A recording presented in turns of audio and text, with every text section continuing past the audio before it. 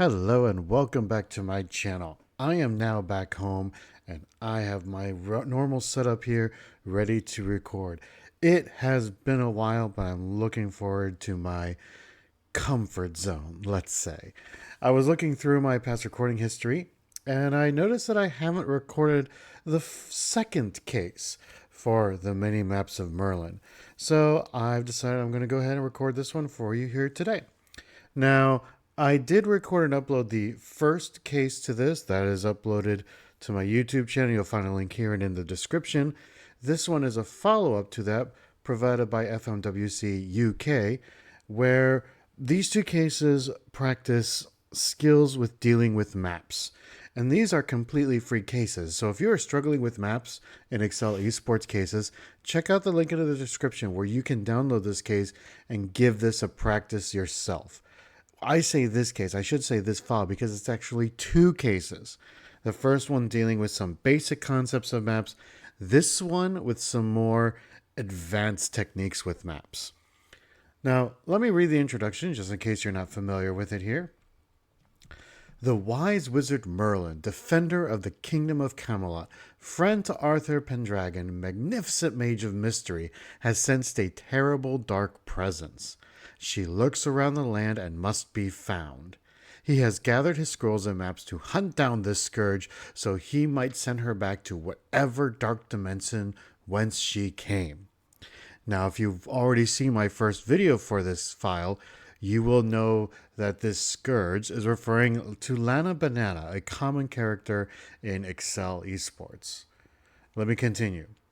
These cases have been designed to help you get used to some of the ways in which map cases are presented and the kind of challenge they pose. Map-based problems tend to be among the hardest challenges found in the Excel World Championship and its local chapters. Now here you'll see case 2 takes the fundamentals of maps and they take it a step further to deal with some of the complications that arise in these style of cases. So like I said, these are some of the more advanced techniques. Let me show you the maps that we're dealing with. So we have the scroll of protection here with several lines with some words in them. We have Merlin's Quarters, a map of what appears to be a dungeon and several items that are located within that dungeon. We have East Camelot. Let me just zoom out a little bit here, which is more like a city map. You see you got the roads, you've got the water here to the side, you got maybe a forest up there in the top corner. And then we also have a battle map. So this is for the Battle of Camelot. And you'll see we also have forest, field, water, and then the castle right down there. In the end, we also have the Beware the Dark One, which discusses the bonus regarding finding Lana Banana. Again, I'm familiar because we did the first case before. So, with all of that being said, let's go ahead and give this case a try. Now, I will tell you, there are not too many videos uploaded right now. Because these are very advanced techniques, of course, the videos are taking longer. I don't think I'll be able to solve this within 30 minutes. I'll be incredibly happy if I do. But with that being said, let's give this a shot. Follow along with me as we solve all the levels to this case. Here we go. Quest 1 asks us for each word listed below, what is the corresponding cell where the word appears. Now, since this quest is asking for an address, I'm going to create a formula to find that address. Basically, B comes in manually, and then I'm going to use Xmatch to find these texts in the column to see which row they come up in. Quest 2 asks us for each of the given icons below, on which cell in Merlin's Quarter do they appear. Now you're going to see a strategy that I often use for map cases, and that's called flattening out the map. Basically, I'm going to create a table that lists all the addresses possible within that map, and then the next column is going to be all the icons within that map. I can then XLOOKUP the icons within that table to find the corresponding address and use those to answer this level.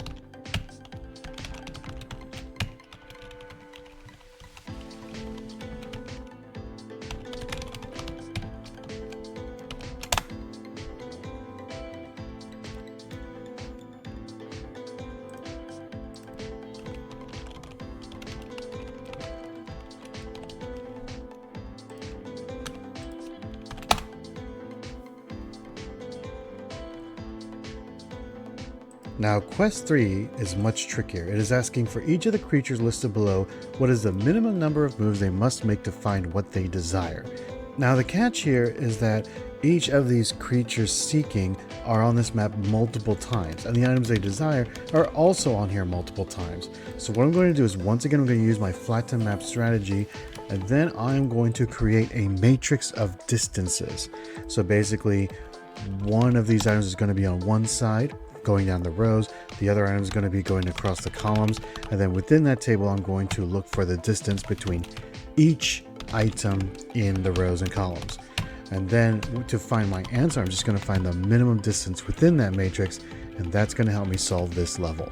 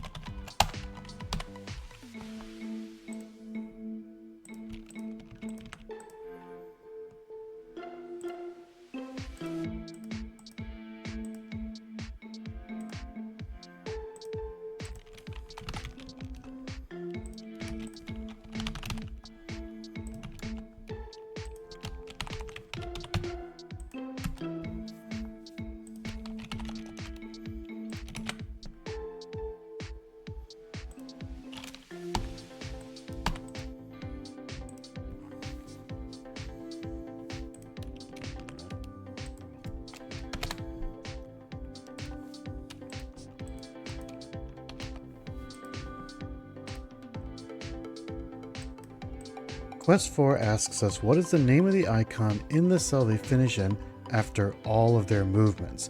So you see what we're given is we are given the name of the creature or person. Each one is only listed on the map once, and we are given a series of moves in arrows. So what you're going to see I'm going to do here is I'm going to split these arrows up using a combination of mid and sequence. And then I'm also going to create my own table here showing me for each arrow what is the row and column difference on that worksheet. Now I don't have to calculate every single move. All I have to do is add up the total differences of the rows and columns.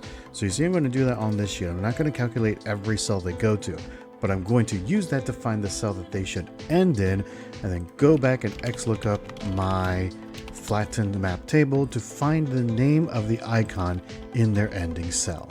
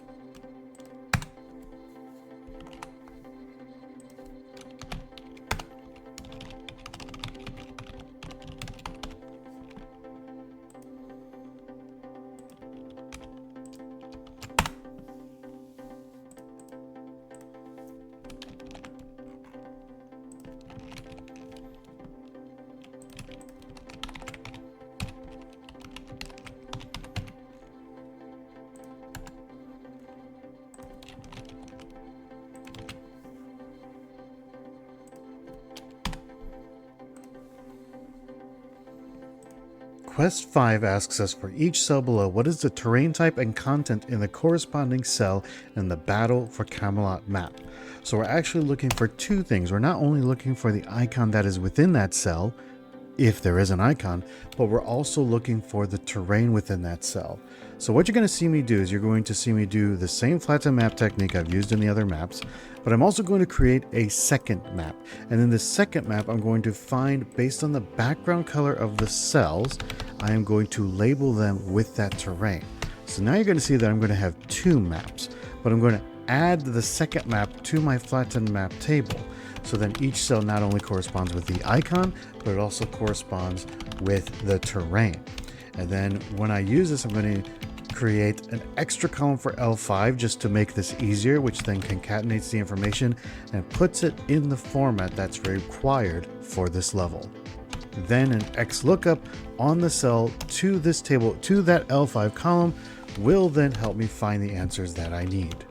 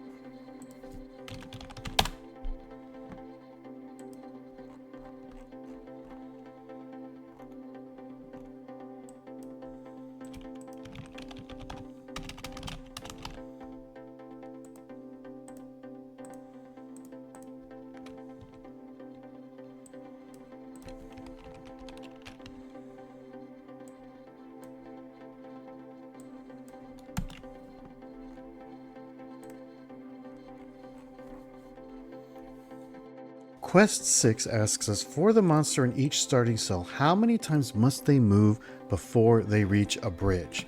Now in this level, there are a series of rules about the directions that each creature is going to move. So basically, they're going to move down until they hit a tree or water. If they hit a tree or water, they may move left, but if there's a tree or water to their left, they're going to go to their right instead. So you saw me take the technique of creating a second map. Now I'm going to create a third map. And in this third map, I'm going to list the arrows of the directions that they could go. So when I have this, I am then going to create another sheet with a data table. And what this data table does is now I'm going to list each individual cell the creature goes to. Now, to make things faster and quicker for me, I'm going to XLOOKUP the entire flat map table based on the cell that they're in each turn. I know I don't need all of this data, but I also don't want to take the time to think and go back and forth all the time to get the information that I want. So when I do this, now I'm going to have a table with all of their terrains listed. And the moment that the terrain is listed as bridge, that's when I know that they should stop, and that's when I know how many movements it took them to get to that bridge.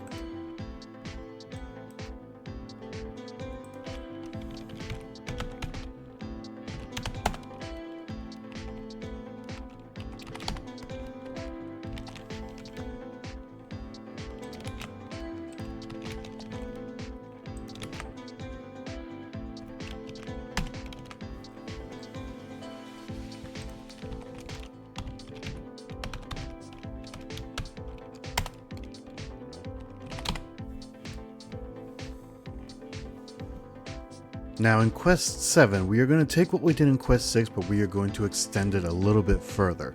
There are two additions here. First, each of the enemies has a certain speed, so we need to consider the speed, which means that we actually reduce the number of moves to get to where they're going to. And second, they're not just going to a bridge this time, but they are going to the final defense, which is basically row 44 on this sheet.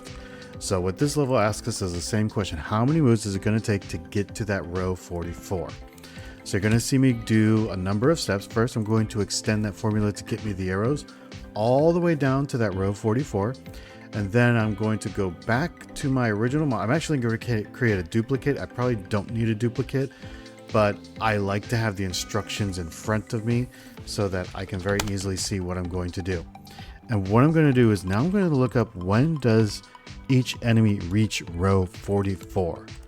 Now, when they reach 44, I know which turn they should reach if they had individual steps. So if their speed was 1, so what I need to do then is I need to account for their speed. So if their speed is 2, for example, if they're a ninja, then I need to divide that actual number by 2. Now you're going to see I'm going to use a round up function because we can't have fractional answers. And because we can't have fractional answers, if we were to round down, then they're not actually going to reach that row. So I'm going to always round up. And that's what I'm going to use to find the answers for this level.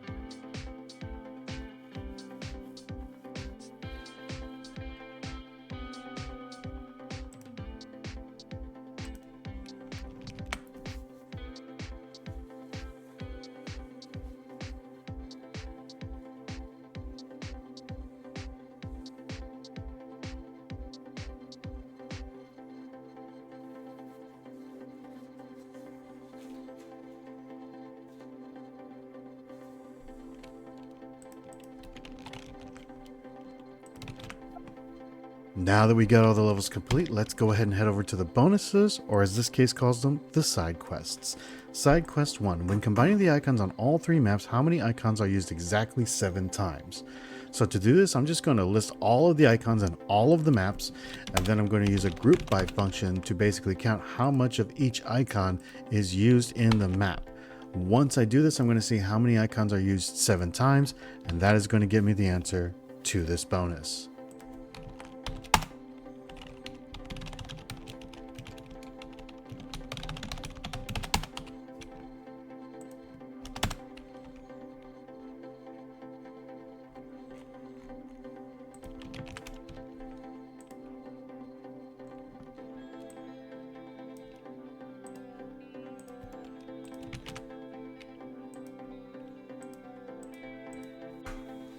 Side Quest 2. If the B in cell 028 of East Camelot follows all of the directions from Quest 4 in the order they appear, what does it land on?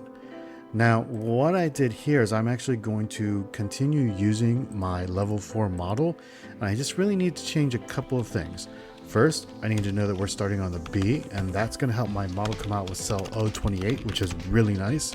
And then second, for the arrows, I'm just going to concatenate all of the arrows in this level, because my model is already set up to split all of those arrows. This is a nice thing about dynamic arrays, which I really need to keep practicing on, because this made solving this bonus go very quickly. Side Quest 3. King Arthur is moving through East Camelot to collect some powerful artifacts to use with Merlin, following the Q3 movement rules. Now you're going to see I'm going to go scroll down. I'm going to see the Q3 movement rules, and those movement rules are basically I can only go up, down, left, or right, no diagonals. He starts at his position on the map and then first collects the Fleur de Lis, then Excalibur, then the Holy Grail, then moves to Merlin's cell. What is the minimum number of steps for this journey? So basically what I need to do here is just basically calculate the number of steps it takes to get from where he starts to each of those 5 items in order, I presume, and then go to the Merlin cell. So this is going to be a very simple table. I'm going to take the information that I got from level 3.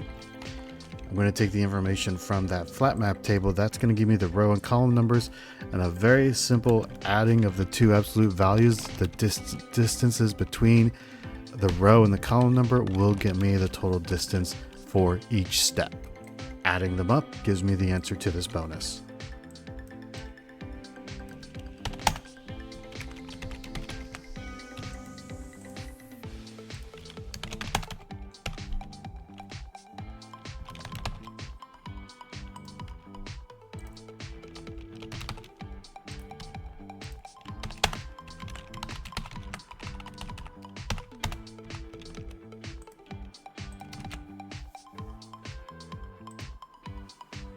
Now, side quest 4, this is now bringing back Lana to the banana. This is now the monkey needs to go find her bananas.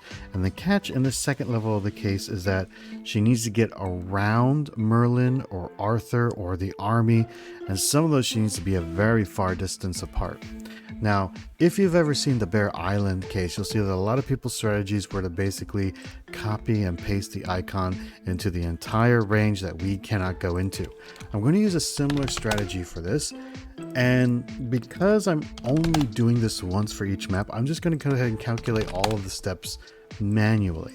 So what you're going to see is and probably here, is you're going to see me go through and just count 1, 2, 3, 4, 5, 6, 7 and see how far it gets to the end for each map. I'm going to add these 3 numbers up together, which will then get me the answer to this question. It's going to take a little bit of time for the Battle of Camelot map, because for some reason I got 2 different answers and the first answer was wrong, but you'll see when I do it again that I will get the right answer, and that will give me my green tick.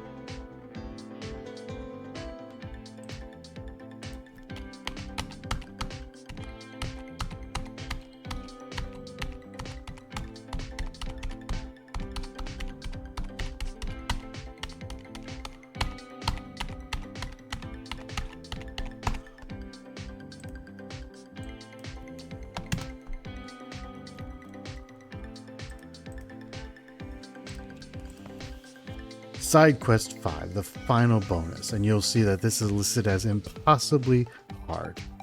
Following the quest 12 movement rules, which is basically the movement rules for the enemies in this case, after the enemies have moved 10 times at the Battle for Camelot, how many enemies are within each of the army's ranges? So we have to consider the archer's range, the knight's range, and the soldier's range. So once again, you're going to see me create an additional map for the Battle for Camelot. This map is going to list A, K, or S, depending on which range that cell is in. When I do that, I'm going to go back to my level 7 model, and what I want to do is I want to first find all of the enemies, because each enemy is only counted once, and I want to take each enemy to 30 steps, because that's the absolute farthest they can go. They're only going 10 steps, and some of them have a speed of 3. Now, I don't need to go 30 for all of them, but that will then let me go, say, 10, 20, or 30, depending on what their speed is, and find their final stop. So what you're going to see here is you're going to see me struggle a lot, and you're going to see me struggle a lot with the data table. My formulas, I try to use formulas around the data table. That kind of really messed up with the structure of the data table, and so you're going to see me spend a lot of time to finally get my data table set up properly and finally get the correct number of enemies within each of those ranges. Now, after I set up my data table, I'm going to concatenate them at the bottom. So basically count how many A's, how many K's, how many S's. And that will then give me the code, let's say, that I need for this side quest 5. But again, it's not calculating along right. It takes me a while to figure out why. The imps have the highest speed, and so I'm going to use those to try to help decode the model, let's say.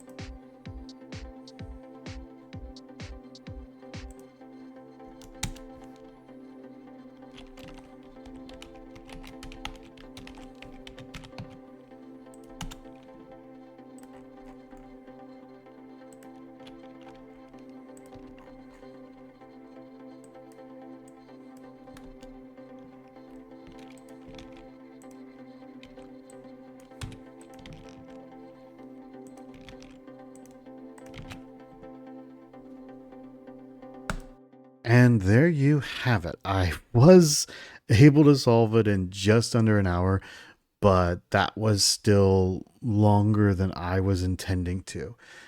Like I said, that quest 5, that side quest 5 was probably what took up a lot of time, a lot of debugging time and trying to solve it. I know it's not the cleanest solve, but there you have it. There you can see how to handle these more advanced map strategies.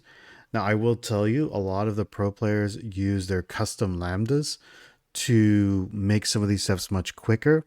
And now that you have seen how to do it, let's say with vanilla Excel, consider how you can build lambdas to save some of these steps to make things go faster.